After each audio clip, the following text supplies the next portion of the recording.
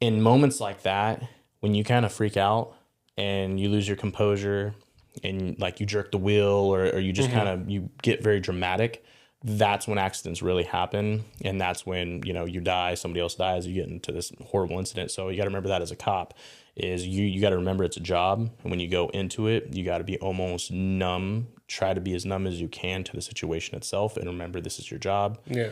There's no one that they're going to call, you know, they can't call, hey, Army, come help us. Yeah. We are that last, or that we are that, I guess, last defense, and we're there to fix problems, and we have to make sure that we keep our composure as much as we can.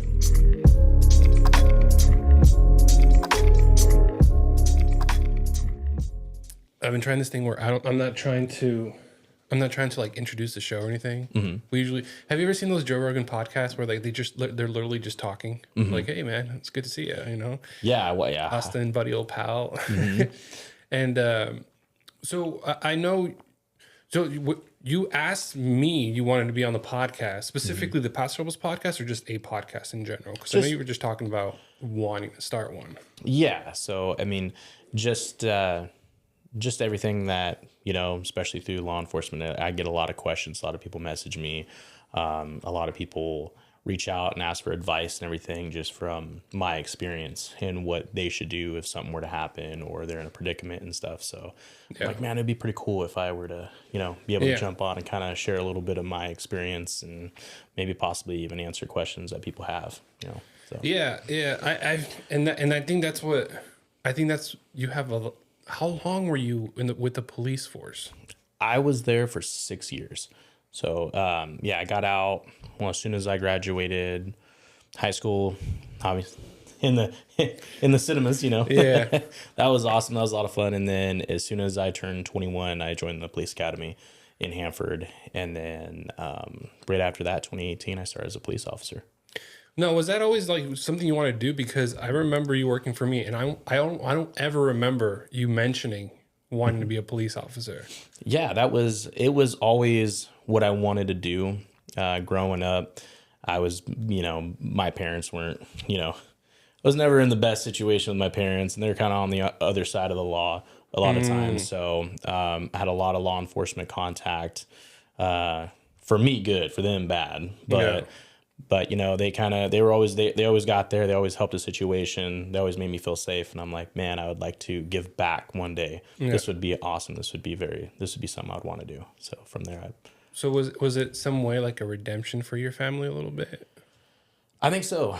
I think I'm the first police officer in my family. My brother, he went in the military when he turned 18, and he's retired now. He's 43.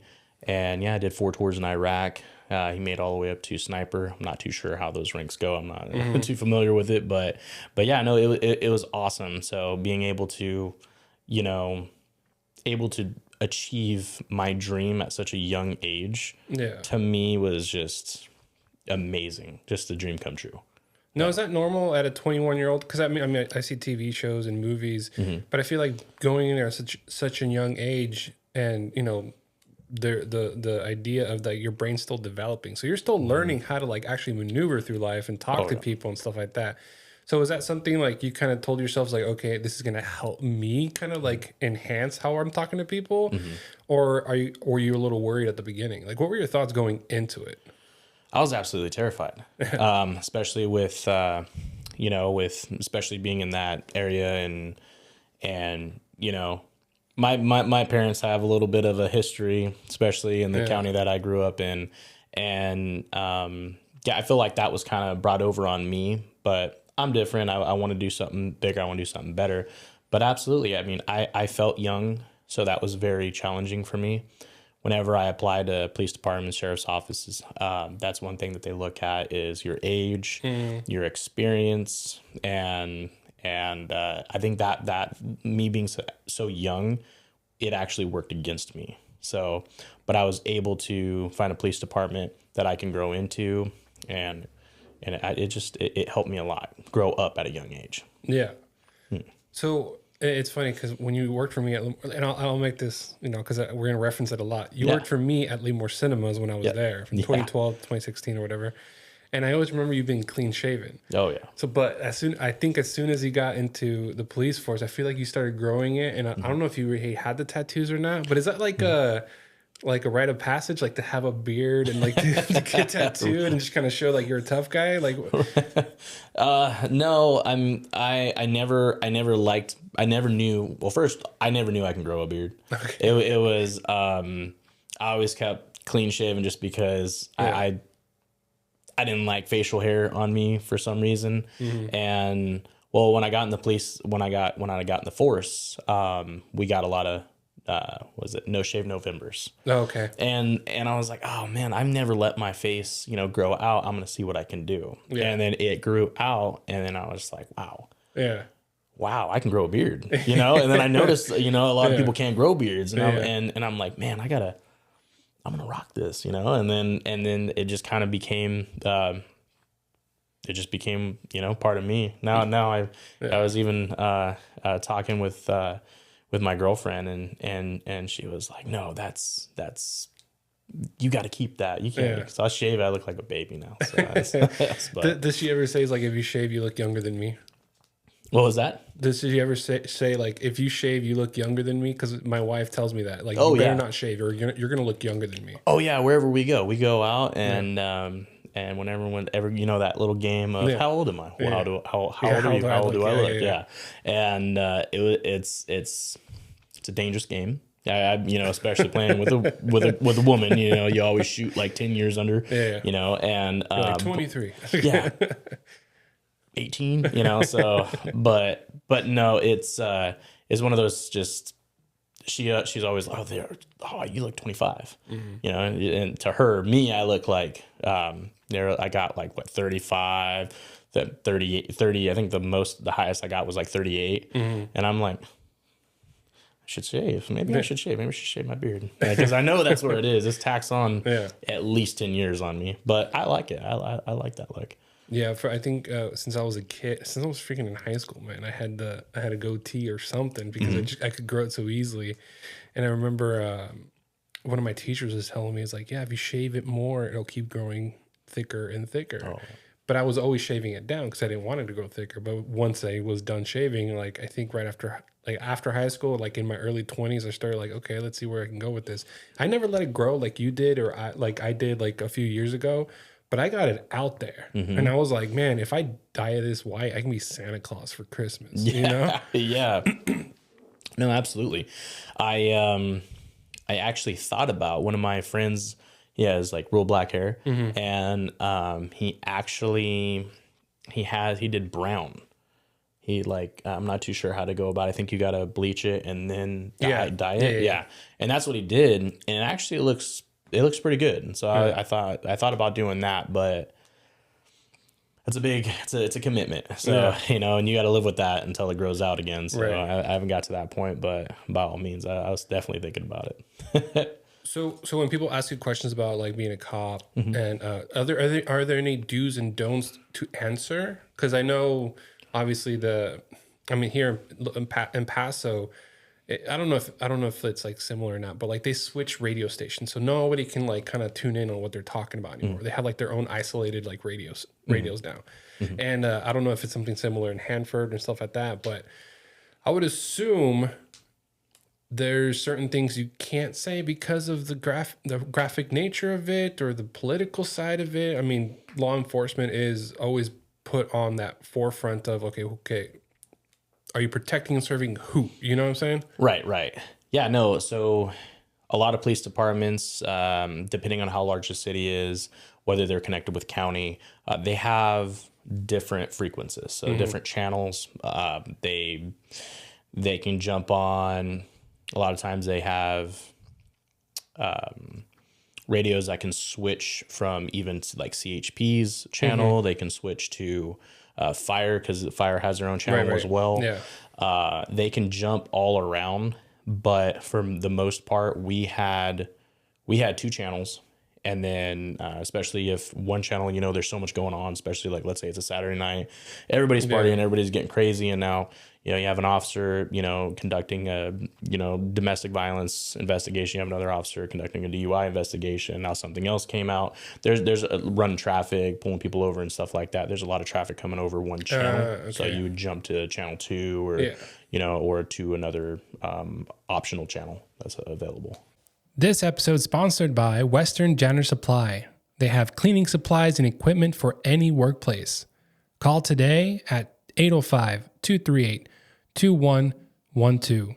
They provide an extensive line of chemicals, paper products, and floor equipment. Again, that's Western Janitor Supply, located in downtown Paso Robles. This episode is sponsored by Santos Bros Plumbing. Are you in need of a dependable and effective plumber you can trust? Look no further than Santos Bros Plumbing, your trusted local plumbers in Paso Robles, California. Call them now at 805-360-4679. That's Santos Bros Plumbing. This episode is sponsored by Valeria Noves with RE/MAX, your local real estate expert here in the Paso Robles and Central Coast. Whether it's your first home or your forever home, Valeria makes the process smooth, personal, and stress-free. She's bilingual, experienced, and ready to help. ¿Hablas español? Ella también. Call Valeria today at 805-212-6387 and let's get you a home. Yeah, I was thinking more of like, if I ask you, like, oh, what's the worst case you've been on? Like, are you supposed to not say anything if it's still active? Like, when are you told you can talk about certain things? So what we use is 10 codes. Okay. So, you know, whenever you arrive, you know, you don't jump on and say, okay, I'm here. Yeah. You know, it's, I'm 1097, which I arrive, you know, I arrive on scene, and then there's other codes too. Like if I want another officer, if I feel like I need another officer there with me, I would just get over the radio and request 1198. Like I would call, like, let's say, Adam 55, can you 1198 with me, please? Boom. Like, people don't know what that means. Yeah. Just listening to it. No, they do. Yeah, they do. They do. I'm leaking all the secrets. Yeah. So no, but it's so we use a lot of 10 codes, and and I've been in some pretty crazy situations, and you just got to keep your composure. You got to remember your training, and I was talking in the car with my girlfriend at the time, when we're riding up. I was telling her, because, you know, just driving up here, I see crazy drivers. Yeah. And I'm thinking to myself, it's just like, in moments like that, when you kind of freak out and you lose your composure and like you jerk the wheel or you just kind of, you get very dramatic, that's when accidents really happen. And that's when, you know, you die, somebody else dies, you get into this horrible incident. So you got to remember that as a cop. Is you got to remember it's a job, and when you go into it, you got to be almost numb. Try to be as numb as you can to the situation itself, and remember this is your job. Yeah. There's no one that they're gonna call. You know, they can't call, hey, Army, come help us. Yeah. We are that last, or that we are that, I guess, last defense, and we're there to fix problems, and we have to make sure that we keep our composure as much as we can. So that's a big thing. And then, you know, saying all the 10 codes over the radio kind of makes things flow faster. Also protects the investigation itself, because I have the scanner on my phone. A lot of people have scanners, so they can listen to everything. So, but yeah, that kind of helps out a lot. Do you find yourself still kind of like checking in, like if you're on duty, like you're driving around, or you're just hanging out at a restaurant, and then you're walking out, like it's dark already, you're kind of glancing at the road, and you're like, oh, this person's doing that, whatever. Like, do you turn it on and off? Like, how does that work in your mind? Because I'm just curious. Like, now you're not actually like putting on the badge, but you can't forget that. Right. Yeah. It never goes off. No. That's one thing. And any police officer that's been in it for, I would say, 2-3+ years, especially over 5 years, it's something that never goes off.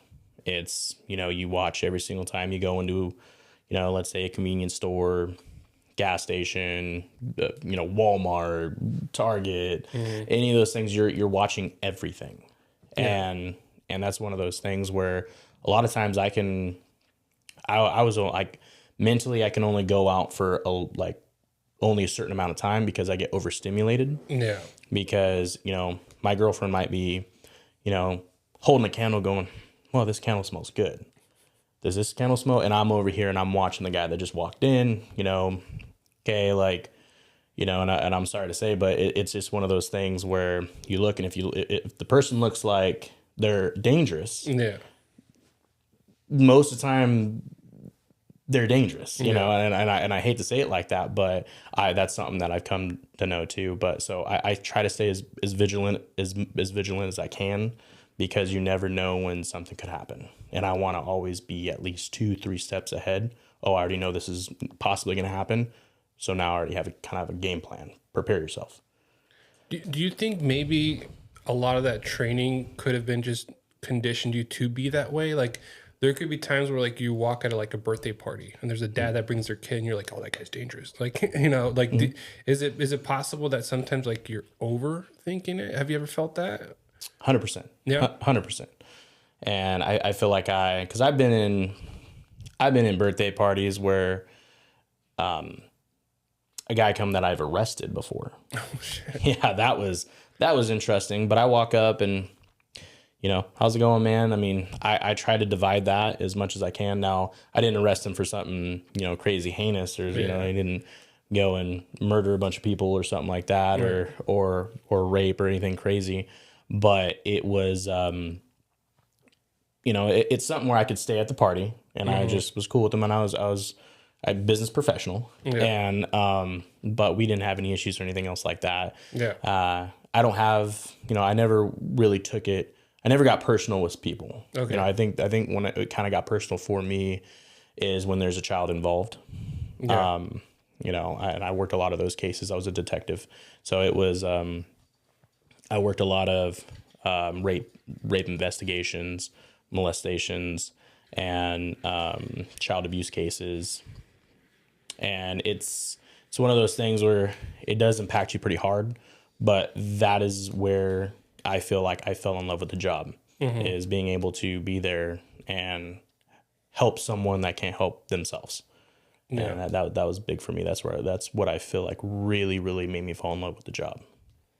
Yeah, I watch, TikTok, doom scrolling, stuff like that. And I actually, I produce a show called the Good Leader Podcast with John Martinez. I don't know if you've seen my Instagram or not. He's for EZF Media, but he's a former police officer from down in LA.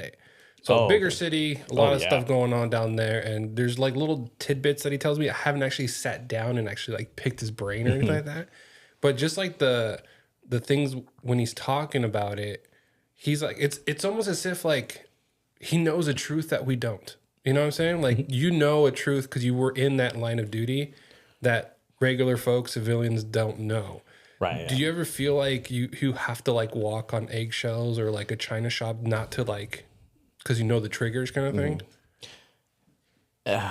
Absolutely. I don't. And that right there, I've lost a lot of friends. Yeah. I've stopped hanging out with a lot of people. Anyone that hangs out with me is just, that's just how he is. Yeah. And I don't try to hide like how I am. This is what I believe in. I believe in right and wrong, and I believe in consequences to your actions 100%. And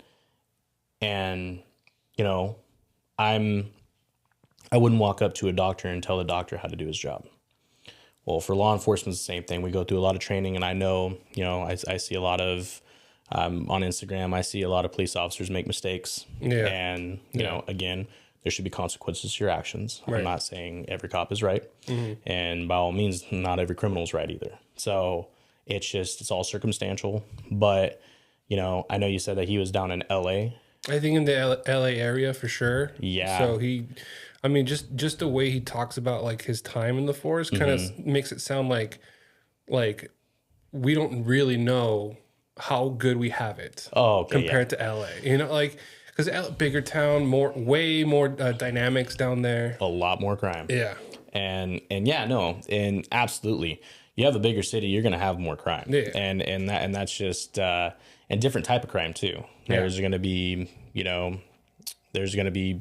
more violent crimes. There's gonna be more vehicle break-ins or burglaries, robberies, and stuff like that. It's just it's just gonna be much higher, and that's awesome. I thought about going. I wanted to go to LA, but I'll be honest, when I was 20, I was in the academy at 21. I was pretty nervous. I was scared to go to such a big city. One of my buddies, he was almost done with the academy, and then he got accepted into the police academy out in LA because they have to go through their own academy. Right. So he actually, I told him, I said, "Why are you leaving? You're almost done." And he's like, "No, this is where I want to be." And I said, "Oh man, that's crazy. That's big city. It's scary." But no, he left, and he's doing great over there. This episode is sponsored by Lion Pro Flooring. Give new life to your floors with beautiful, professionally installed flooring. Whether it's hardwood, luxury vinyl, or carpet, your home deserves a quality you can feel and craftsmanship you can trust.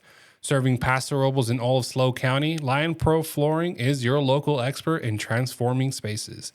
Call or text 805-712-3710 for a free estimate today. That's 805-712-3710, Lion Pro Flooring, when quality matters. This episode is brought to you by Rad Scooter Deli on 6th Street. Craving something delicious in Paso Robles? Rad Scooter Deli on 6th Street has you covered. Enjoy tasty sandwiches, fresh salads, and smoothies like the Banana Nut Blast, my personal favorite. Kick back on the covered patio, sip on a cold beer and wine, and enjoy the easy parking. Order online for pickup or dine-in. And here's a treat. Use promo code PODCAST for $5 off your next order. That's PODCAST for $5 off your next order. Open daily from 6:30 a.m. to 4 p.m. Rad Scooter Deli. Local flavor, fast. This episode is brought to you by the White Wave Wellness. Choose to live a healthy and fulfilling life. Wellness is more than being free from illness. It is a process of change and growth towards a mentally and physically healthy lifestyle. Reach out to Jennifer Hale to learn more about how this water can change your life. Yeah, I mean, so different cities, different dynamics, different sizes of cases. I think every case is very important to begin with. You've dealt with probably the more behind the scenes cases, like you mentioned, child abuse, what all the things I don't really explore that on my end because I have 2 kids, and the moment I start thinking about that, it's like I get mad at the world. Like, how dare it be that way? But I know that's the reality, especially when like the Sound of Freedom movie came out. I don't know if you ever watched that one. I haven't. It's pretty graphic, and it puts it in your face, like for sure.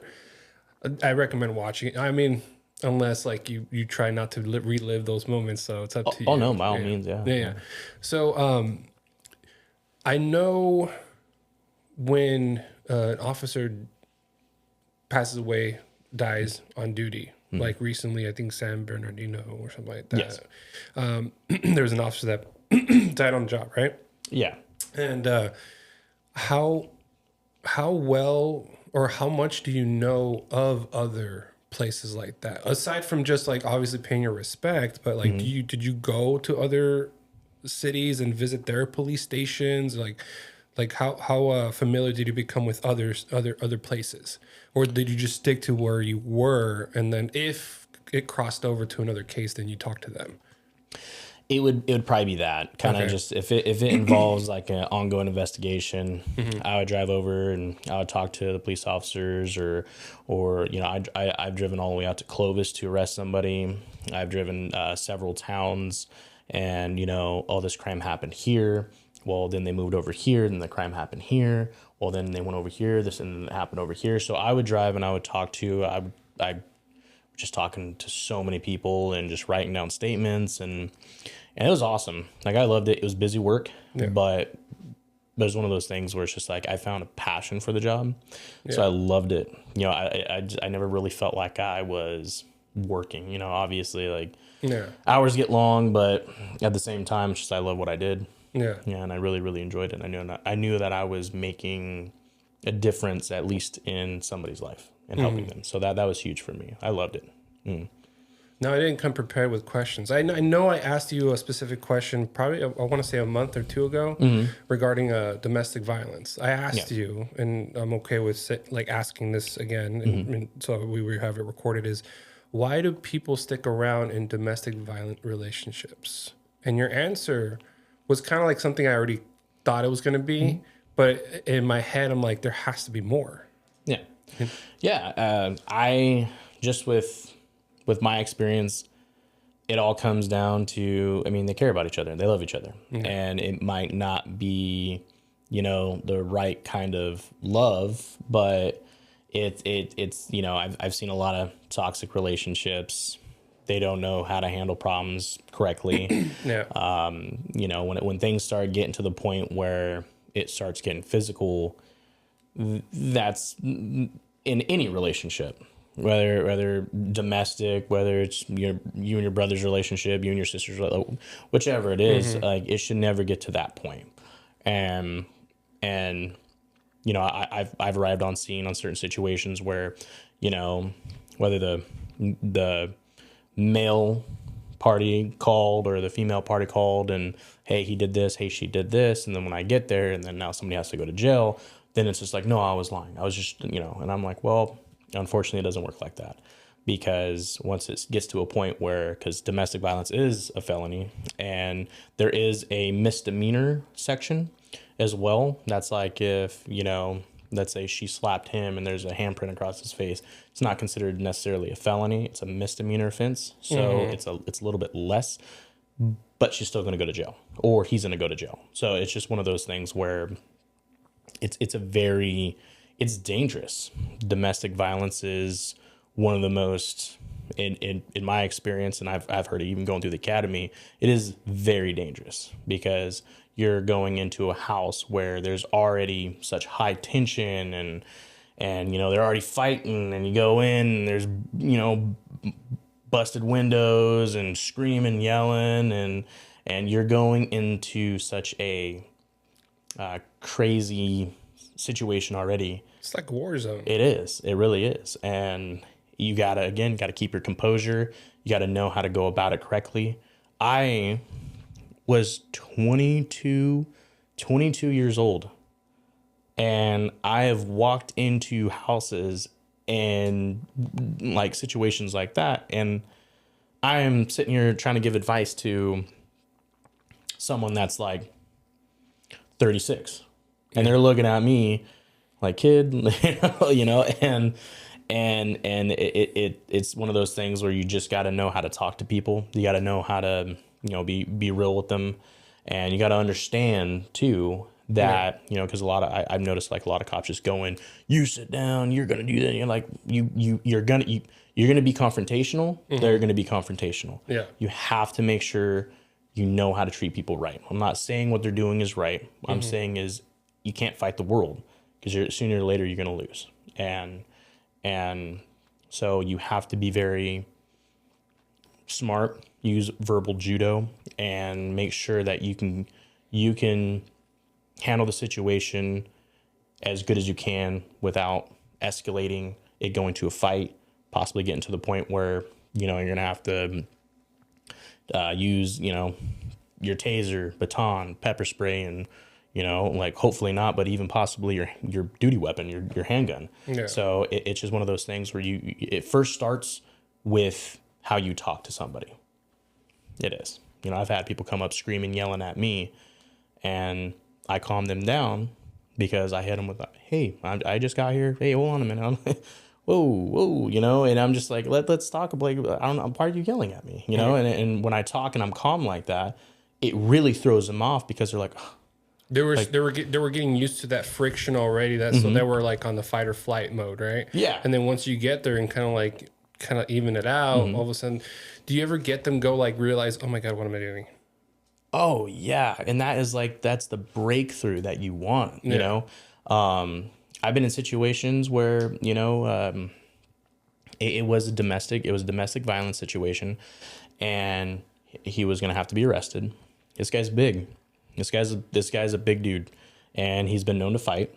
And I was a sergeant. I was a watch commander at the time. So, and then both my officers were there, and I was thinking to myself, I was like, man, this is going to be a fight. And then he starts tensing up, and he turns around, and he obviously doesn't want to go to jail. The first thing that came to my mind was, I'm going to flip it. Like, hey man, let me talk to you. Like, calm down. Let me talk to you for a minute. And how I explained it was, look, like this is already happening. Like, there's two roads you can take here. You fight, you're going to get in more trouble. You know, there's going to be more charges. You might catch a felony. You know, let's not do that, because tomorrow you might go in and spend just a little bit of time, a couple days in jail, and then be released. Like, why would you want to add more charges? And I like to break it down for people and just talk to them like, this is what's going to happen. And it's going to get worse if you fight. I'm here to do my job. This isn't anything personal, but this is my job, and I'm going to do it. And he calmed down, and then we arrested him, and then we took him to jail. But it's one of those things where I feel like a lot of, especially like a lot of newer officers, you know, they've never been in confrontational situations. You know, even when I was going through the academy, they said, has anybody been in a fight? And I'm thinking, oh, I'm not going to lie, you know. Yeah, I've been in a fight. I've been in boxing. I've been in wrestling. I've been in jiu-jitsu. And they said, oh, okay, well, good. Because all you that have your hands down right now, highly suggest you go get in some type of physical sport, like wrestling, you know, something. And just because that is when you're going to know if you can do the job or not. You know, it's not if it's going to happen, it's just when it's going to happen. And that is, that couldn't be more true, you know, but it's also, you have to be comfortable being uncomfortable. And in situations like that, it's like, okay, I don't want to fight, you know, I don't want to fight, you know, so I'm going to do as much as I can to talk to this guy or this girl and try to calm them down and hit them with logic and facts and try to reason with them. Not everybody can be reasoned with, of course, but for the most part, I have been able to talk people down. I've been able to calm them down. I've been able to, you know, get them in the back of the patrol car without fighting them. And it's all with how you talk to people, how you treat people. That's really where it's at. Do you think that part of you helped you go up the ranks? Oh, yeah. Yes. When I started, I'll be honest, when I started, I was a mess. Absolute mess. and that's the biggest thing, is I could be honest about that. I started when just like I know you brought it up earlier, I was still developing, like mentally, like I was a kid. And I just was, you know, everyone just like, oh, I'll look cool with a vest and, you know, badge. That'll be awesome. Yeah. Well, until you got to do the job, you know, there's a lot more behind that. And starting out, I wasn't doing good on my reports. I wasn't doing good with time management. I wasn't being as detailed as I needed to be in certain situations and certain investigations. And I was young, so I just, at that point, and then whenever I, you know, were to get in trouble, you know, for not doing it on, I played the, you know, young. I was the victim. Everyone's out to get me, you know. And then, well, they got to a point where they said, hey, either you're going to change or you're gone. And, you know, and then they started making sure I was out more. I was doing subject checks, traffic stops, you know, handling my calls for service correctly, parole checks, probation checks, and just going out and engaging, I guess. So doing my job. And I think them pushing me and forcing me out there is because either I was going to sink or swim at that point. Yeah. Well, it turned out that I started getting pretty good at it.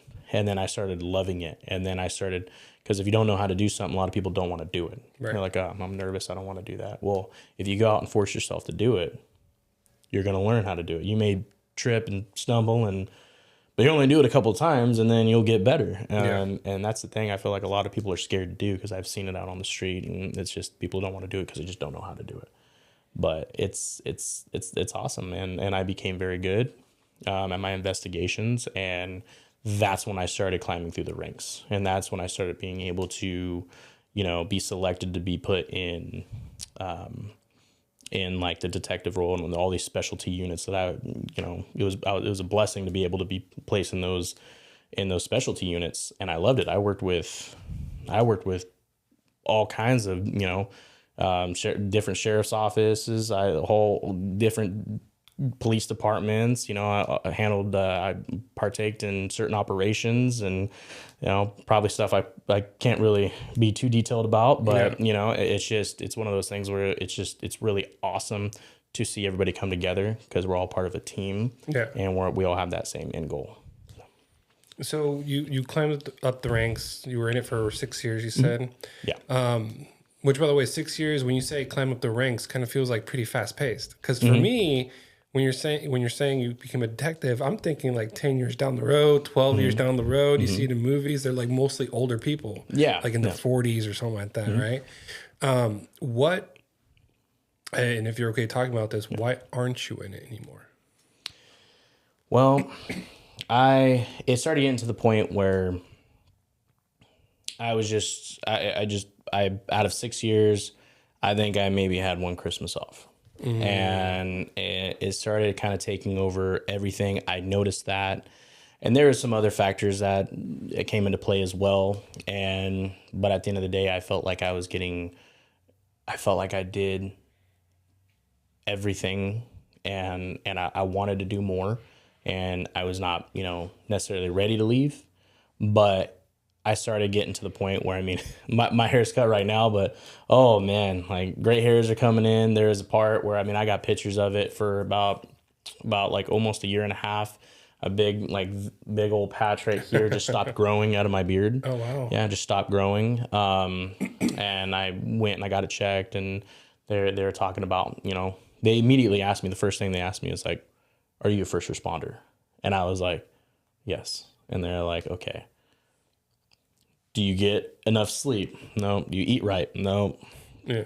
I get to work and I drink. Immediately it was like, it was just like a morning routine for me. Go grab my Red Bull, and grab me a, little, one of those little burritos and start my shift. And then right back in, like I'm drinking a lot of Red Bulls and energy drinks and food that ain't healthy for me. And and then I wasn't getting the sleep that I needed. I wasn't, there's a time where I wasn't working out. I wasn't doing what I needed to do to keep myself healthy. And that plays a big role, not only physically, but mentally, in the job. And you need that. Yeah. So did you realize that it was kind of taking over your life completely towards the end or middle, or like, where did you see yourself going like, okay, I need to make some changes? And was that change like leave the job and then start getting healthy again? Or did you kind of like start getting healthy one more time to try to like kind of see if you can, you know? It never was, I did try. I got back into it. I started working out again. I started feeling better, but, I was just pushing myself because I loved the job itself. So I had no problem. I would come in. There's times where I would just show up in uniform in my detective car, and they're just like, "What are you doing here?" And I'm like, "Here to help you guys out," because it's just I love the job so much, and that it just got to a point where I just was like, I love the job, but there's just a part of me that also wanted something more, and I guess that was just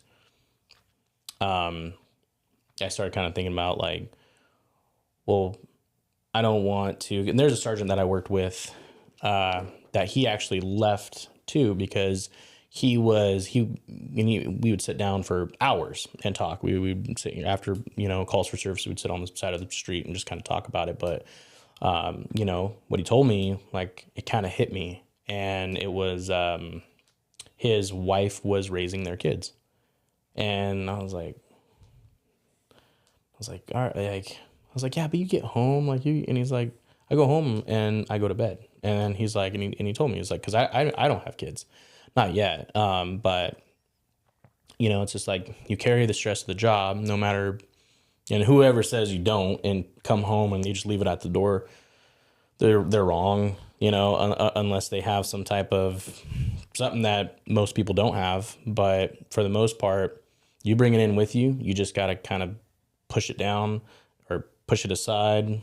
And that's when you see people get more frustrated easily. You see people just, they act out of character a little bit more, is because like you just came home from a shift where you just saw, a little kid get hit by a car, and and don't want to be too graphic, but you sit here and you see brains, guts, and everything else. It's like, now you got to come home, and then to your wife and kids, possibly around the same age, and you got to somehow disconnect that. It's very hard, and especially like for us humans, like I feel like that's the type of connection that, it's very hard to, look away from. It's like, okay, I can't. Yeah. So I don't know. I'm trying to connect that, like trying to make it make sense, but it was one of those things where I just kind of, and he left, and he left because he put his kids first, and that's what he wanted to do. And like, that's a lot of people don't, they're not, I'm not too sure what the word would be, but they're not, they won't make that move. They just stay in it because they're comfortable where they're at, and they just keep going. And then they don't realize that until they're, much older or close to retirement. And they're just like, man, I wish I would have just, spend more time with my kids, or, so, but that was awesome when he did that. I knew he did it for the right reasons. Do you think your life would be different if you didn't meet a person like that who did decide to put his kids first? Would you think you'd still be in the force? Yeah. Yeah. And yeah, absolutely. Because, law enforcement came first. And that for me, it was my everything, I wouldn't, and I would be, it caused a lot of issues with a lot of relationships. Well, like, you're not going to be home for Christmas. Like, like, we already had this planned, there's a time where, as a detective, I had, we were actually going to Pismo for 3 days, and when we already paid for everything, all done. And then when we got there, we just were going out to go eat. I get a call. Somebody shot at somebody. We need you here in the morning. Can't argue. And I didn't argue. I was like, okay, I'll be there. And that was one of those things where it's just like, I was like, is this how it's going to be forever? What if I was out with my kids? What if I was, what if this was a bigger trip, and I would have to cancel things to go back? And I know in me, I wouldn't say no to that, because, I took the oath, and I love the job, and I'm there to protect people. And that's, I hold that to the highest I can possibly hold it, and so, but I just kind of was thinking, I was like, man, there has to be something else. There has to be something more, kind of take control of my own time again. And everything's been all right. Everything's been going pretty decent, and a lot better than I expected. Yeah. Yeah. So you were talking about how, like, you brought some of that training over. Like, I'm assuming you're not like letting them test driving and then pulling them over. Like, Yeah. just to get the feeling out what that feels like when they're in the car. Yeah. No, exactly. No, it's all communication skills. Okay. And that's pretty much that's where it's at in handling certain situations, because my stressful situations are a lot different than their stressful situations. Their situations are like, oh man, I'm not going to sell this car, and I'm not saying that's anything less than my type of stress. It's just a different type of stress. So, okay, and you mean like your colleagues, like the people who work next to you? Okay. And I work with great people. I love them, and they're just awesome people. And like, to me, I feel like, it's a lot of fun, and I can use those communication skills, and it does get competitive. It does very much get competitive. Yeah. So that's the type of stress that, it's like, oh, like I haven't made this car sell. All right, I need to, I need to go do this, or I'm not putting up numbers the way I want to be putting up numbers. And it's very competitive. I love being competitive. Yeah, I was a very. Is that different from what you were doing at the police? With the police, was it anything? Was there anything competitive about being a police officer? To me, I was competitive. I wanted to be the best. Okay. Yeah, I wanted to go out there. I wanted to get the most arrests. I wanted to go out there, and because to me, in my mind, it became fun. Okay. Going out there, I love going out there. Getting guns. I love going out there, getting drugs. Yeah. I love going out there, getting dangerous people off the road.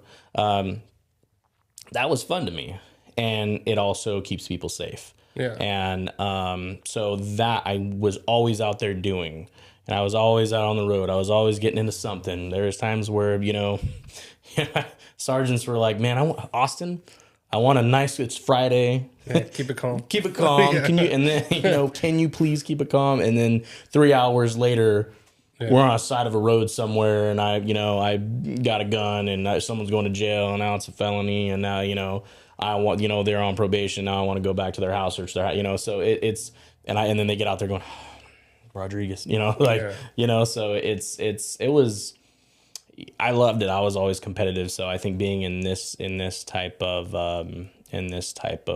work, I think I'll do pretty good, hopefully.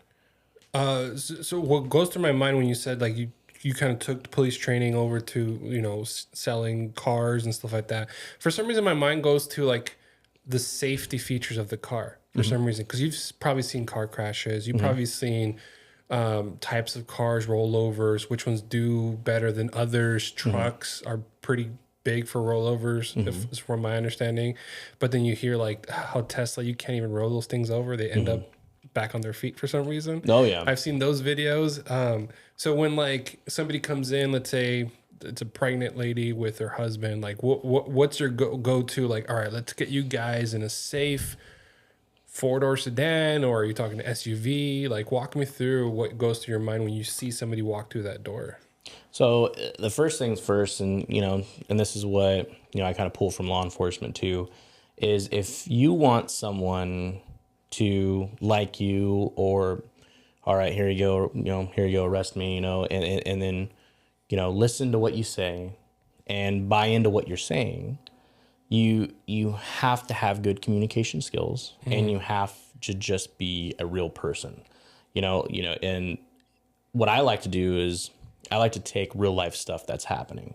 You said she's pregnant. Perfect. Okay. Well, now we got to think about the future, the future. So, and once that baby's born, and like, sure, you don't want to go get another car after the baby's born. So let's do something that's going to benefit not only the mother but the child. And here let's go take a look at this vehicle over here. And that's where, like, how much are you guys thinking to spend? What's most important to you? And just I asked a few questions, and then boom, from there I start looking at different vehicles. I'm like, okay, well, this is in the price range. This is 3 rows, and from there I just that's a selling point is, I'm making it real. Now I'm making it about you.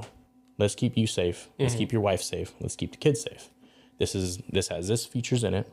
And on top of that, it has plenty of room. So even if you guys decide to have another baby, you can grow into, I'm going to give you a vehicle that you can grow into.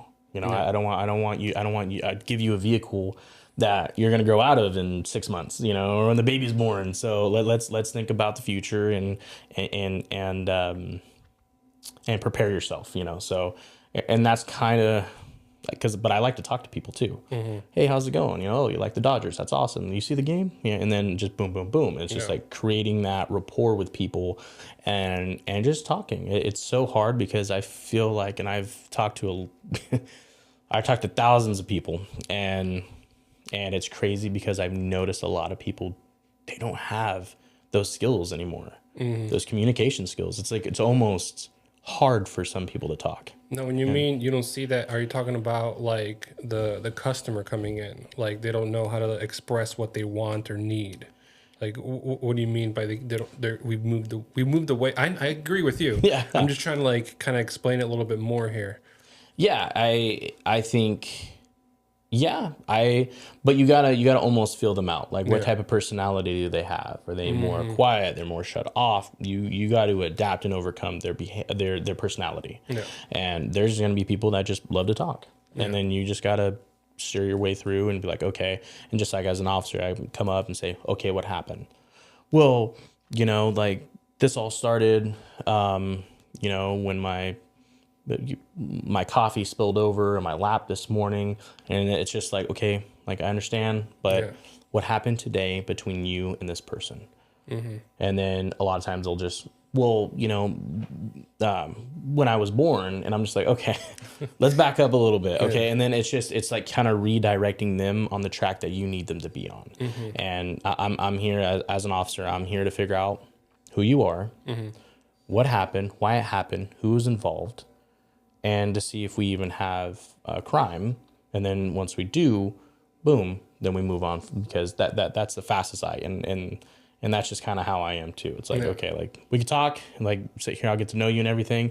But when you ask the questions, I'm going to be upfront with you. This is what it's going to be. This is how it's going to be. And I kind of redirect them over to what I kind of want them to look at or look into or talk about, so it's all, it's all listening to.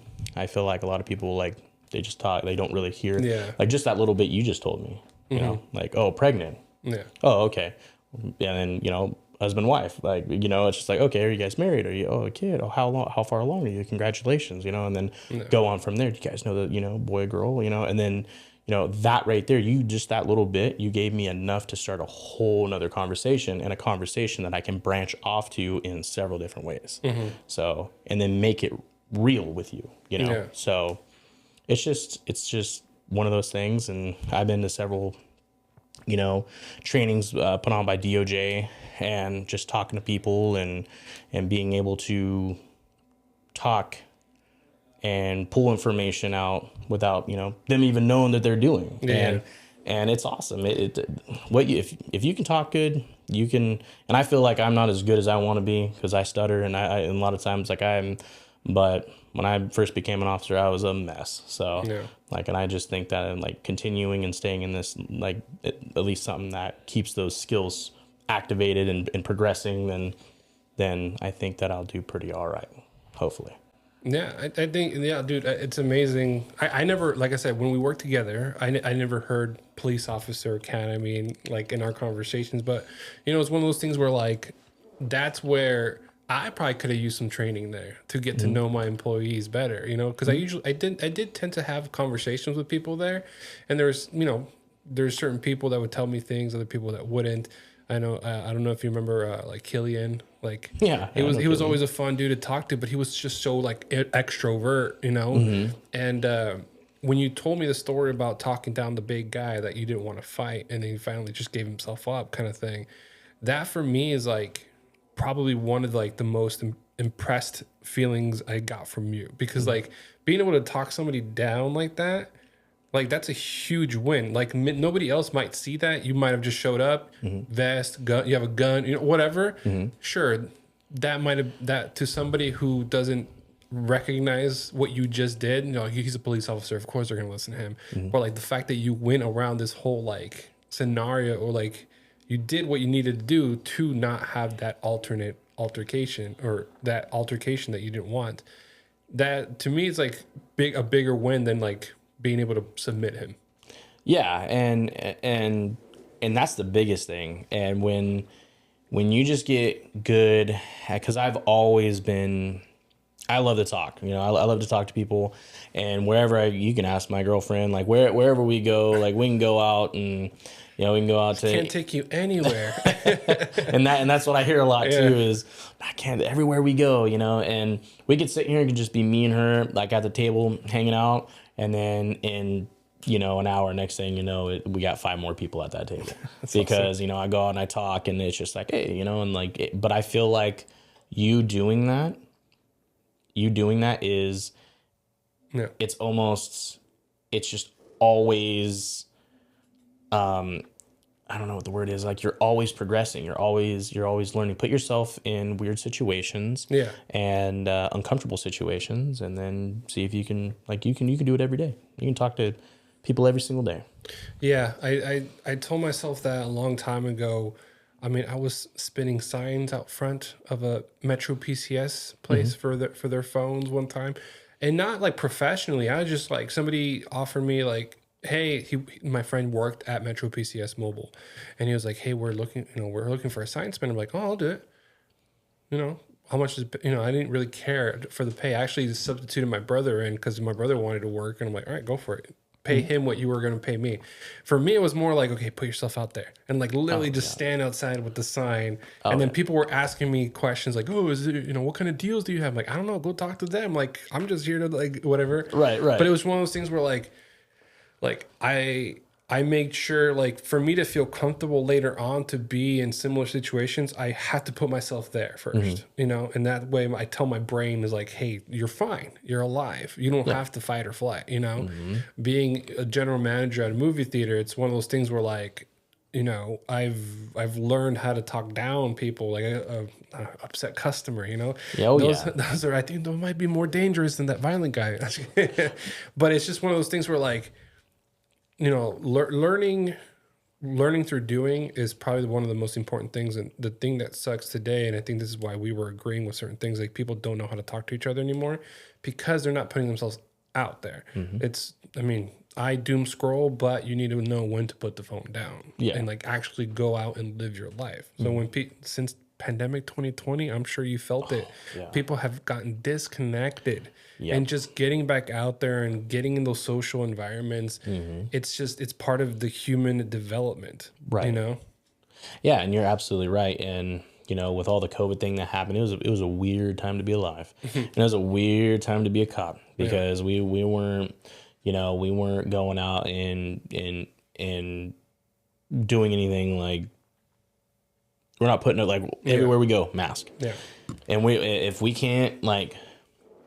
If we don't have to physically contact you, then we're not going to. Yeah. At that time, it was so weird, such a weird time, and I think you're absolutely right when you're talking about spinning the signs and everything. How if I can ask you how long did you do that? Did you? It was only like a weekend. I didn't really. The only reason I got another job, I think, at some point, but it was just one of those things where like I had to put myself out there. So networking, put yourself out there. I'm sure you're doing more of that now as a car salesman. It's like you have, you gotta. Your net worth is your network, so to speak, right? Yeah. So like, if you want to lose weight, you go to where people are buff. Because eventually you're the average of those people that you hang out with. Absolutely. So, that makes sense. Don't be afraid to be that, for me right now, that overweight guy in the middle of that gym when everybody's like all like ripped and stuff like that. If anything, welcome it. Yeah, absolutely. I don't and this is just me, and right now I'm not in the best shape. Yeah, I felt like I kind of took a long vacation off working out, but I'm going to get back in it, and it's just one of those things where now it's like it's a different mindset. It's like I'm going back in there, and I can't lift as much as I used to. Yeah. And you want to give up on yourself so much. That's the thing. Like, your biggest enemy and critic is yourself, because you're almost coming up with all these different lies to tell yourself to keep you out of a uncomfortable situation. Walking in there, I'm not the and I've been in I've been pretty big at one point. I think I hit 220, and I was just I was big and just working out every day, chicken and rice, and I was in the best shape of my life, but I would still walk in there and I would almost always judge myself. I would look over and go, man, this guy takes off his shirt, and I'm over here like I'm gonna go home, what am I doing here? And it's one of those things where you have to be mentally strong. You have to be able to go in there and not compare yourself to everybody, because you don't know where they started. You don't know, and it's just, there's so many factors that come into it. A guy might be on trend, and that will never be even achievable without some other substance, but it's just being better than you were yesterday, being better than you were the week before. And it's like, okay, I lost a couple pounds. That's a win. That's a good thing. Just because you're not, looking like, that guy over there, that's all huge and buff and everything, doesn't mean you're not winning. You being in the gym is already a win. and you deciding to eat healthy for that day is a win. And it's just all those small little wins that over time it's going to come out to something pretty big. Yeah. And dude, I'm super proud of you. You've done all those little wins that have added up, and I'm looking forward to seeing where you're going. And I know you mentioned wanting to do podcasts, so I'm sure we'll be talking more about that and how I can help you. Because you did well. You talked very, very well, and I think that's something that you should be, kind of exposing a little bit. Yeah, you know what, I told my girlfriend, I said this would be awesome. Like I would love, and I even bought like a little Bluetooth thing. I was like, I just don't know what to talk about. What am I supposed to do? And she has been there for me, and she has pushed me into like she pushed me more to be in uncomfortable situations. Like, there's times where, oh man, you can ask her, like I was ready to give up. I wasn't making good money, and I have 3 vehicles. I have a big old, nice, expensive truck, and I have, a motorcycle, I have car, and I have all these bills that, over the time of being a cop, I've acquired. I'm no longer a cop, and I've went into some. It got pretty dark for me. So, and I'm glad that she was there, because she was like, she said this, and it really hit me. Is she always said, your current situation is not your final destination. You have to progress. You have to keep pushing yourself. You don't feel good right now. That's okay. Doesn't mean you're going to be here in 6 months or 3 months or 2 months or even next week. You don't know what's going to happen. No. And I just landed in the job that I am now. No. And I'm happy. No. And I'm doing good. And it's just like, so many times I wanted to give up, and just knowing that, things will get better. Things have to get better. Yeah. So. Yeah. I agree with you. This is one saying before I end the show. It's like, if things got harder, that means you just leveled up. Yes, absolutely. I've heard that, and that's absolutely true. And now it's time to bring your A game. We got to get at it, and we got to do better than we did yesterday. And we keep doing that, then we can't fail. Can't do that. Can't do that. All right, man. Thank you so much. Absolutely. Appreciate it. Absolutely. Thank you.